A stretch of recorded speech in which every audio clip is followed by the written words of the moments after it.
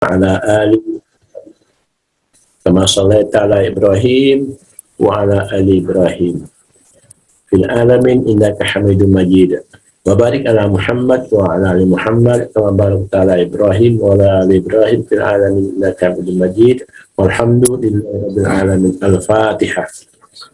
بسم الله.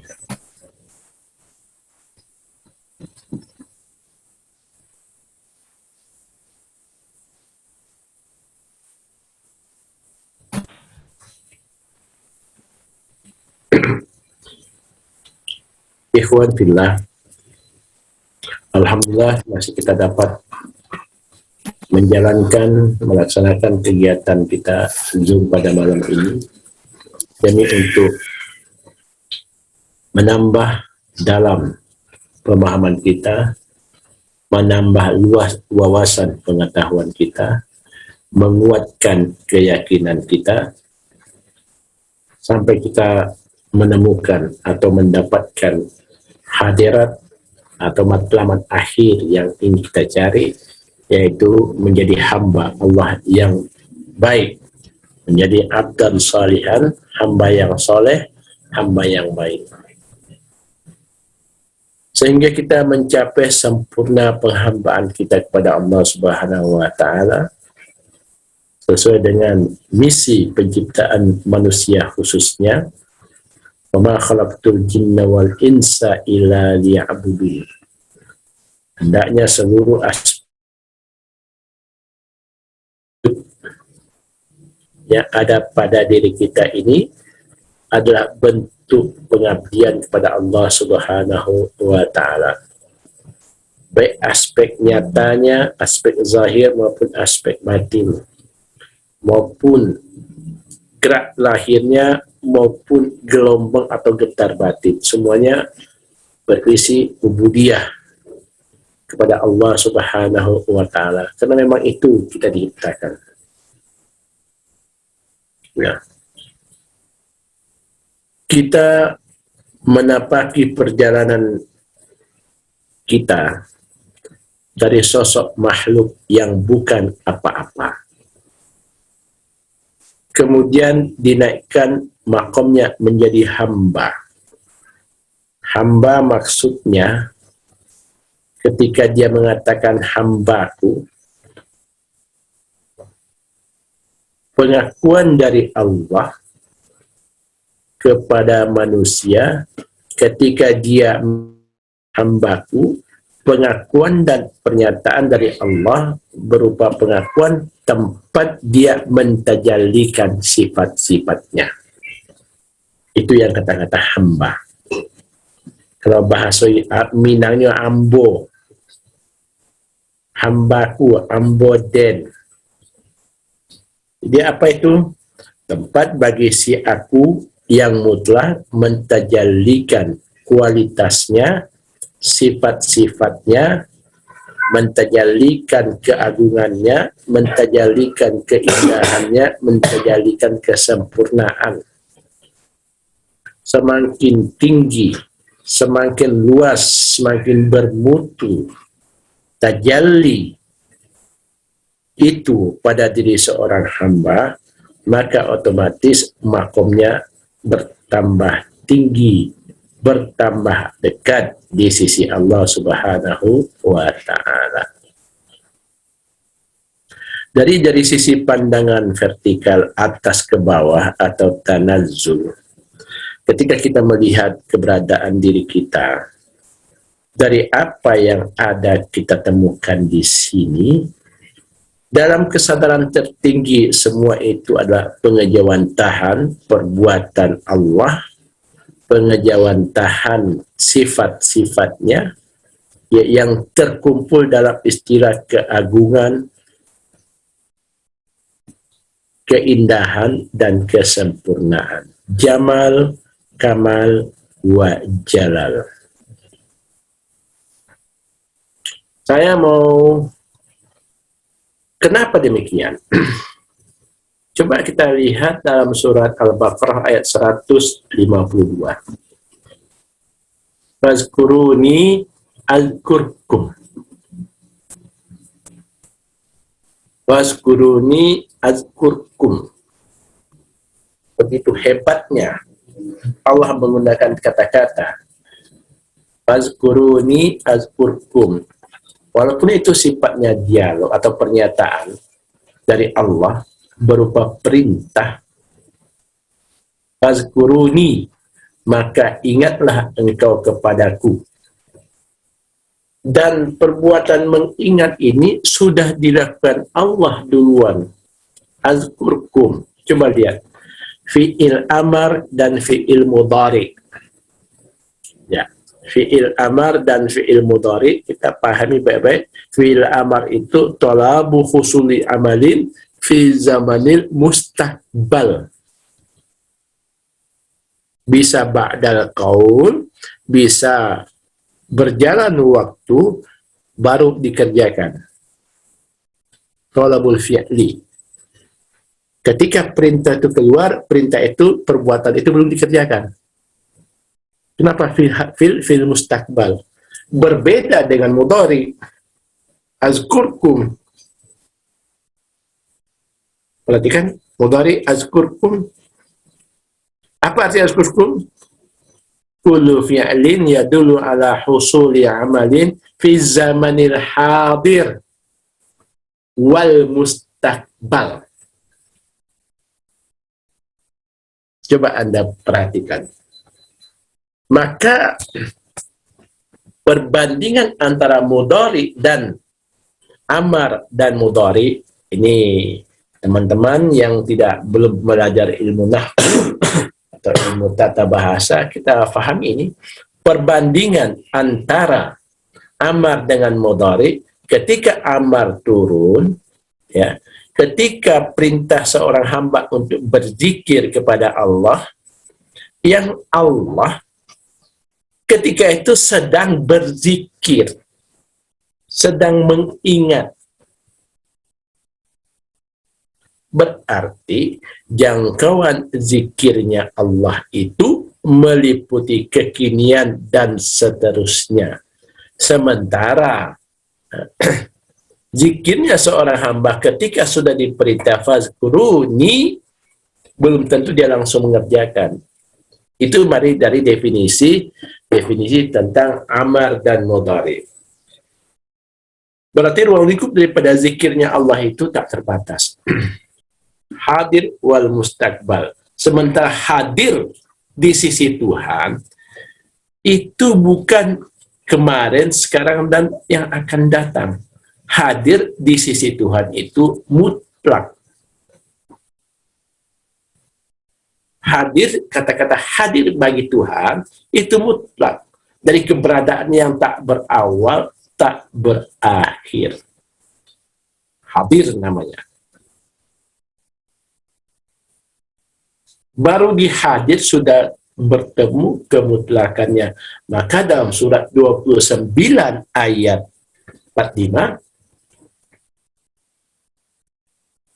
utlu ma uhiya ilaika minal kitabi wa aqimus salata innas salata tanha 'anil fahsya'i wal munkar. Bacalah dengan sungguh-sungguh apa yang telah kami wahyukan. Pelajarilah dengan sungguh-sungguh dari apa yang telah kami wahyukan. Pahami dengan sungguh-sungguh apa yang telah kami wahyukan. Dalami sungguh-sungguh apa yang telah kami wahyukan. Rasakan wahyu yang telah kami turunkan dengan sungguh-sungguh. Sesudah itu apa lagi katanya? Wa aqimus sholata, dirikan sholat. Karena sholat mencegah daripada keji dan munkar. Wala zikrullahi akbar. Jadi punya makna dua ini.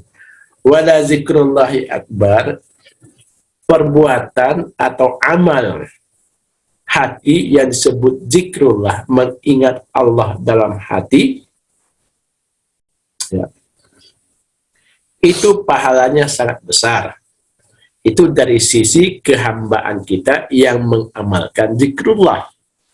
Tapi dari sisi kemutlakannya hadir Allah, maka zikirnya Allah itu itu meliputi diri manusia. Dek takana Allah maka kita ado. Dek takana Allah, dek Allah mangana maka kita mencari. Karena Allah mengingat-ingatan Allah inilah yang menjadi jalan kita bisa melihat. Maksudnya Allah menghadirkan, mentajalikan sifatnya sebagai bentuk ingatannya kepada yang mengingat, maka melihatlah dengan mata. Mata dalam lingkup penglihatan. Penglihatan itu berasal daripada yang maha melihat. Dari basirah saja, dari melihat saja sebenarnya sudah menjadi mata zikir bagi ahli takarruf. Dari telinga dan mendengar saja sudah menjadi tasbih zikir, mata zikir. Buah tasbih zikir, buah tasbih yang menjadi hitungan zikir bagi orang-orang yang belajar zikir, sementara bagi ahli takarruf segala maujudat, satuan-satuan yang ada menjadi biji tasbih bagi dia untuk berzikir kepada Allah. Terus, bolehkah ini pakai beginian, pakai tasbih ini? Boleh saja untuk mentarbiah diri, untuk melatih diri boleh-boleh saja. Tapi yang sebenarnya seluruh maujudat yang ada ini mata tasbih untuk ahli takarruf kepada Allah. Melihat satuan-satuan, melihat dinding, melihat pintu, melihat spray, melihat gelas, melihat HP, melihat almari, melihat jendela, melihat lampu, melihat kasur, melihat bantal, melihat pisau. Udah berapa satuan itu? Tak terhingga. Nah, satuan-satuan maujudat yang ada itu mata zikir bagi ahli takarruf, ahli yang kenal Allah. Maka wajar di surat Al-Baqarah 115, fa'ainama tuwallu wujuhakum fasamma wajhullahi. Kemana saja menghadap kamu, maka itu adalah wajah Allah. Kemana saja menghadap itu wajah Allah. Nah, kemana saja menghadap itu adalah wajah Allah. Menghadap ke pekerjaan. Ketika sadar yang menghadap itu sebenarnya hadapannya kepada yang mutlak, maka sebenarnya dia sudah menghadap kepada Allah. Ketika menghadapi apa saja, menghadap ke pintu, menghadap ke kebun, menghadap ke manusia, menghadap ke murid-murid. Ketika dalam kesadaran bahwa yang menghadap itu dan yang dihadap itu dalam liputan zat Allah, maka sebenarnya dia sudah menemukannya. Apalagi hadapan yang dia maksud, yang dihadapi dia maksudkan, yang dia hadapi yang paling dekat, yaitu dirinya sendiri. Menghadap dia kepada dirinya, dia menemukan wajah Tuhan pada dirinya. Yang sebenarnya Tuhan bertajalli, wujud wajahnya dalam bentuk diri yang menghadap. Saudara-saudara yang berbahagia. Maka oleh karena itu, Allah ingatkan dalam surat Ali Imran ayat 190. Inna fi khalqis samawati wal ardi wa ikhtilafil laili wan nahari la ayatin li ulil albab. Sungguh pada penciptaan langit dan bumi, pertukaran siang dan malam, itu tanda-tanda bagi orang yang punya albab. Coba kita lihat, apa itu albab? Albab itu jamak dari kata-kata lub. Lub itu artinya isi. Lubbun, albabun. Lubbun, lubbani, albabun. Jadi ulul albab, orang yang banyak isi. Berarti kalau begitu, orang yang banyak isi, isinya apa? Kalau kita pahami yang banyak isi, kalau isinya berupa ilmu, itu sedikit. Oma utitu minal ilmi illa qalila. Kalau isinya nasi, itu sedikit. Dua seribu, 100.000, ya sedikit lah. Jadi kalau orang yang punya isi itu apa isi? Ada isi yang tak terhingga, yang tak bisa dihitung. Orang yang memiliki itu, maka dia adalah ditandakan dia banyak isi, banyak muatan, banyak bawaan. Jadi isi yang dimaksud di sini adalah esensi. Kunhi. Ya. Kunhiyatuz zat. Itu namanya isi albab. Ulul albab, orang yang sudah mengenal kunhi zat dirinya, ya, itulah yang bisa mengambil pelajaran pada penciptaan, itulah yang bisa membaca tanda-tanda kesemestaan Tuhan pada penciptaan langit dan bumi, pertukaran siang dan malam. Ciri-ciri orang ini, dia ingat Allah, tegak duduk berbaring. Artinya, dalam setiap kondisi dia bertuhan. Sadar akan Tuhan. Bahwa Tuhannya Allah dalam setiap kondisi terjaga kesadarannya akan Allah. Sadar terus dia akan Allah. Ibarat supir memegang setir mobil, seketika dia bawa mobil, sadar dia selamanya bahwa dia lagi megang setir, walaupun dia ngobrol. Walaupun dia mungkin dia melakukan gerakan-gerakan yang lain, tapi sadar dia lagi memegang setir. Sadar dia bahwa di dalam mobil. Jadi seperti itulah kita pada Tuhan, seperti sadarnya ikan bahwa dia di dalam air. Air ada, ikan juga di dalam air. Tanda-tanda ikan dalam air atau adanya air bagi ikan, dia hidup.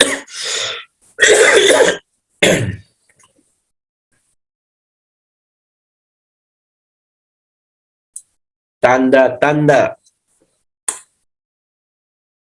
bahwa ikan ada dalam air, ikannya hidup. Tanda-tanda kita di dalam Tuhan, pada Tuhan, kita hidup. Apa artinya kita hidup? Kita sadar akan diri. Itu sudah menjadi zikir. Zikir yang tanpa suara. Zikir yang menjaga kesadaran, atau yang kesadaran terjaga terus-menerus. Yang ada hanya Allah. Yang wujud hanya Allah. Nah, inilah yang akan mendatangkan keselamatan bagi kita, dunia sampai akhirat.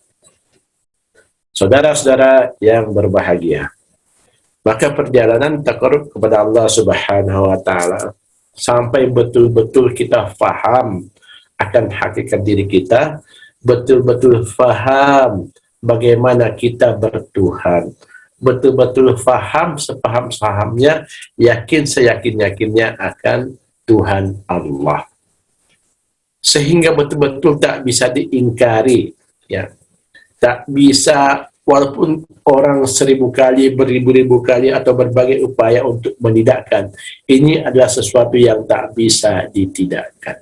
Apa itu? La ilaha illallah.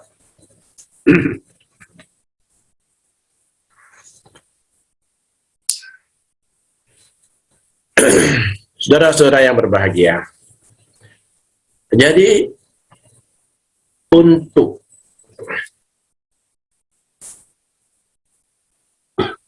memahami lebih jauh dalam hal ini,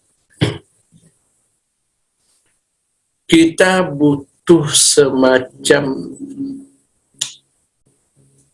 gambaran ideal atau prototipe ideal, gambaran ideal lah, atau bahasa lainnya uswah hasanah.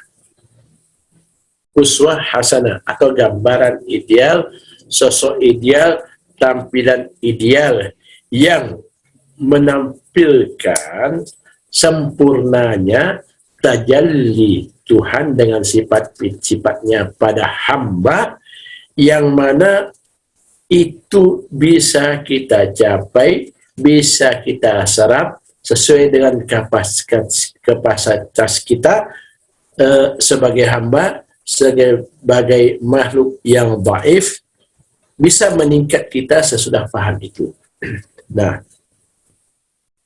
yang dimaksud sosok sempurna, sosok yang paham akan hal itu dalam lintas historis adalah baginda Rasulullah Sallallahu Alaihi Wasallam yang bergelar Habibullah. Sementara beliau sendiri mengatakan bahwa segala sesuatu datang dari Allah, betul, secara keseluruhan. Tapi wal mu'minu minni. Ya. Orang-orang yang sudah mukmin itu dari Rasulullah. Siapa orang-orang yang sudah mukmin dimaksud di sini, yang sudah percaya akan Allah di sini, yaitu semua hakikat diri manusia. Walaupun nanti ketika lahir ke dunia dia kafir, itu adalah akibat selanjutnya. Pada hakikatnya atas nama insan, ketika lahir ke dunia, dia sudah mendapat tauhid, sudah mengenal walaupun baru tingkat rububiyah. Kenapa dikatakan tingkat rububiyah? Allah mempersaksikan keberadaan dirinya kepada jiwa manusia sebagai Rabb. Sebagai Rabb, Tuhan yang mencipta, Tuhan yang berkuasa, Tuhan yang memelihara, Tuhan yang menghidupkan, dan Tuhan yang mematikan. Di situ dia belum memperkenalkan dirinya sebagai Tuhan yang disembah. Maka bunyi ayatnya, alastu birabbikum qalu bala syahidna. Jadi saudara-saudara yang berbahagia, maka sosok yang dimaksud itulah Muhammad Rasulullah Sallallahu Alaihi Wasallam. Sosok itulah yang menjadi jiwa bagi kita. Sosok itulah yang menjadi stereotipe bagi orang-orang yang bertauhid kepada Allah. Kalau Muhammad seperti itu, maka kita juga demikian. Kenapa? Karena kita sebenarnya berasal daripada ruhaninya dia. Ruh kita adalah pancaran daripada ruhnya dia. Saudara-saudara yang berbahagia, ini persoalan agak rumit karena dalam lintas ilmu-ilmu kita kadang-kadang menemukan istilah-istilah barangnya sama tapi istilahnya berbeda-berbeda. Nah, kita cukup kembali kepada bagaimana kita bisa menikmati dan menjaga bahwa kita itu bertuhan. Sadar terus-menerus bahwa kita itu berada dalam pengayoman Tuhan. Sehingga kita itu tidak sulit, tidak mengalami kebuntuan, tidak mengalami kesusahan, tidak mengalami keresahan dalam mengelola hidup kita masing-masing dengan berbagai persoalan-persoalannya. Selanjutnya, ada sebuah hadis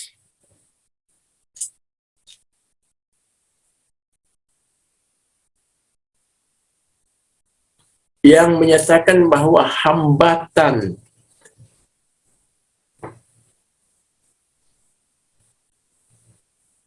itu gambarnya kenapa terbalik? Ya. Yang menjadi hambatan terbesar, yang menjadi penyebab orang gagal faham ketika dia tidak memahami harus bagaimana atau apa yang harus dilakukan ketika dia bertakarub kepada Allah Subhanahu wa taala.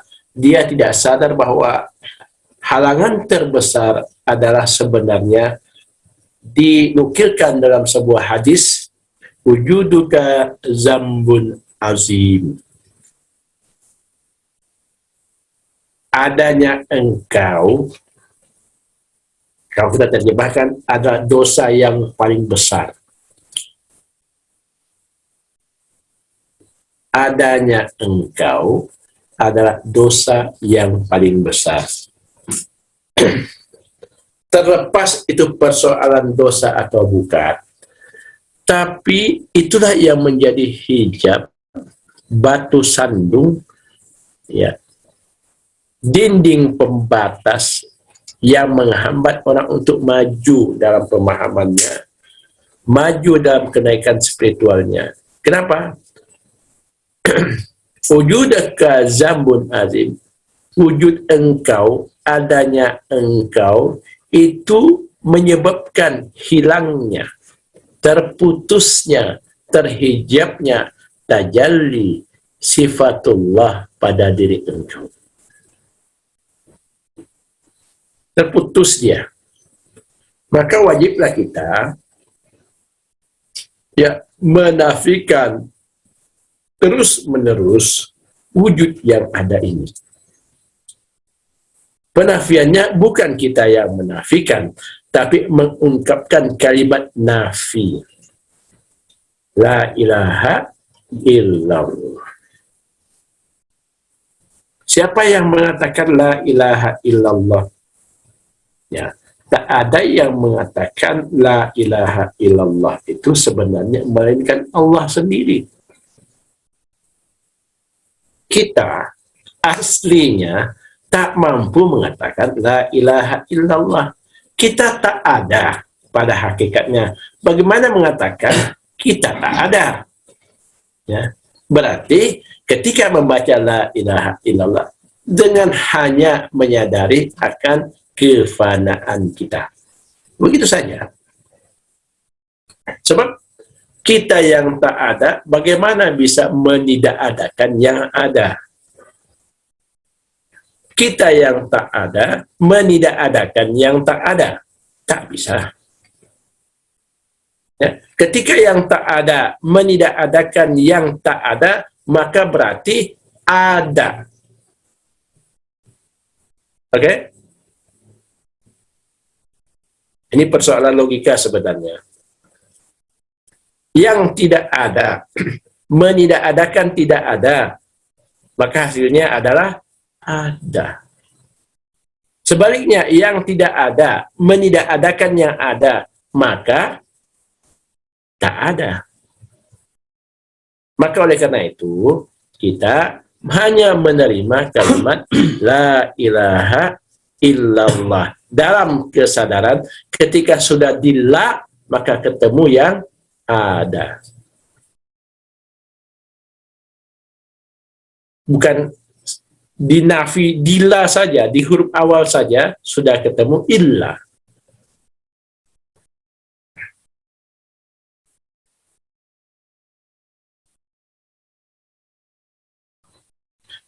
Maka perjalanan penafian diri,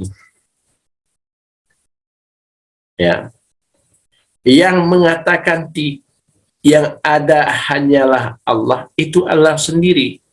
Kalau begitu, yang mengatakan engkau tak ada juga Allah. Kita tak mampu meniadakan ketiadaan kita. Hanya Allah yang bisa menerima ketiadaan kita. Jadi ketiadaan kita ini sebenarnya adalah kepasrahan mutlak. Jadi tidak bisa kita serta mengatakan aku tak wujud, wujud yang wujud hanya Allah. Dia mengatakan wujud hanya Allah, tapi dia yang berkata Allah wujud, berarti ada dua wujud dong. Allah yang berkata wujud, Allah yang wujud, Allah wujud, yang berkata Allah wujud, dia.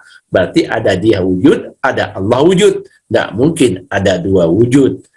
Yang ada wujud cuma satu, yaitu wujud Allah. Nah, ini kita harus pahami, karena di sini ada jebakan-jebakan kesyirikan halus. Kalau kita tak hati-hati, salah dalam mengambil kesimpulan. Dan di sini kita butuh taufik dari Allah. Apa itu taufik? Pembentukan dan pembimbingan dari Allah. Dapat kita butuh juga inayah penjagaan. Jangan sampai kita terjebak dalam kesimpulan-kesimpulan yang salah karena terbawa oleh perasaan. Kita juga membutuhkan wiqayah, perlindungan dari Allah. Sebab sampai tingkat ini, itu jin dan setan, iblis masih mampu mengikuti kita untuk memberikan inspirasi yang menggiring kita kepada kesesatan. Contoh,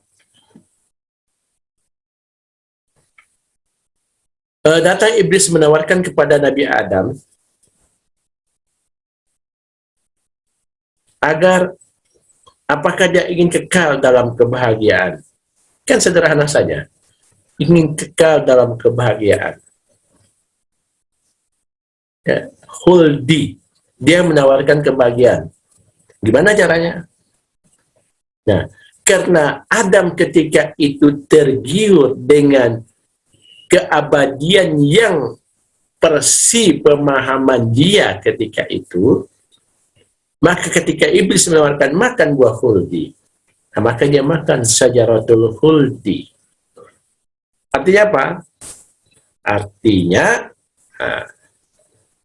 Adam terjebak oleh kesimpulannya sendiri ketika mendapat tawaran daripada iblis, maka dia makan itu.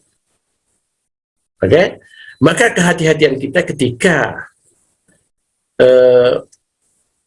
kita sangka bahwa kita tak ada, tapi yang kita sangka ini adalah persangkaan kita. Ya, yang berhak memfanakan kita itu hanya Allah. Maka kita hanya menyerah dalam kefanaan yang dianugerahkan Allah. Kita menyerah kepada la ilaha, tiada Tuhan, yang berkata itu Allah. Nah, kita menyerah kepada illallah, yang mengisbatkan juga Allah. Nah, itulah hakikat perjalanan yang harus kita tapaki, kita jalani, sehingga pelan kita terus berjalan sampai betul-betul sampai kepada kefanaan diri, ketiadaan diri yang Allah singkapkan kepada kita. Ketika kefanaan itu tersingkap pada seorang hamba, maka dia akan menemukan kemutlakan daripada Tuhannya pada dirinya, maka artinya dialah orang-orang yang sudah usul. Dan apabila ini terbuka untuk seseorang, maka dia dalam rahmat yang sangat agung dari Allah Subhanahu wa Ta'ala. Sebab kenapa? Maunya Allah menyingkapkan keagungannya, kebesarannya, atau mentajallikan sifat-sifat mulianya, ya, menyingkapkan rahasia tajallinya pada hamba-hambanya, itu adalah tanda kasih sayang Allah kepada hamba.